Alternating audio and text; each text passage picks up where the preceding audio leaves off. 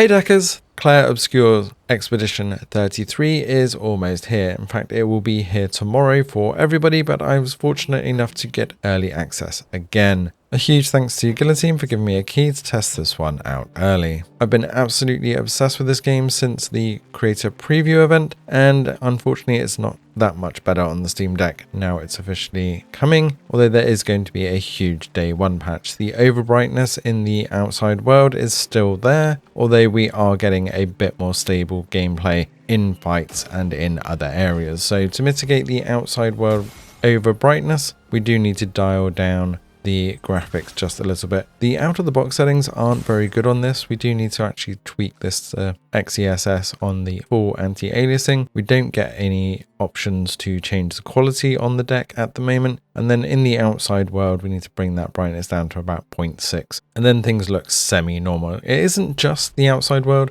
One of the cottages that you go into also has this massive overbrightness effect. So you will need to tweak the brightness in those instances. Just remember to put it back up again when you go into other areas, otherwise they become overly dark. So just a little minor annoyance to have to tweak those, but XESS on full with everything else pretty much disabled is definitely the way to go here. And VSync is stuck on at the moment, so I do think that day one patch is going to make quite a difference. When we're moving around though, it does look absolutely gorgeous with the XESS on the full mode, and I am recommending that we cap this to 30 FPS on the Steam Deck itself, because you're not going to get much more than that anyway, and it just stabilizes things and saves a bit of battery. As you can see in most of the instances here with it uncapped, it's only pushing 30 to 40 FPS anyway, so we may as well save a little bit of battery life and get that stability. Especially as we want to be able to get the dodge mechanics, and we also want to parry and other bits and pieces, so that timing is everything. So keeping that stability is definitely one for the plus. As you'll see here, when we go into one of the big boss fights, especially when it's longer,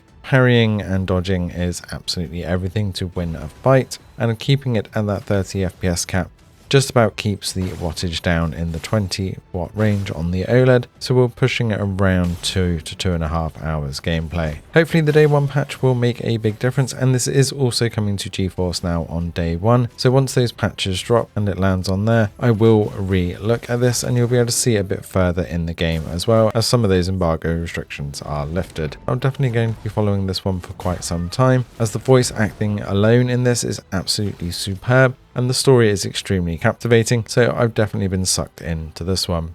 Let us know in the comments below if you're diving in on Steam Deck, or whether you're going to wait for those patches or dive in on GeForce Now or PC once it's here. Don't forget this is also going to be on Game Pass, so you'll be able to play that via GeForce Now as well, or if you have access to another handheld, it's still a great way to play. Let us know where you're going to be diving in and what you're going to be playing on. Thanks for watching, and see you in the next one.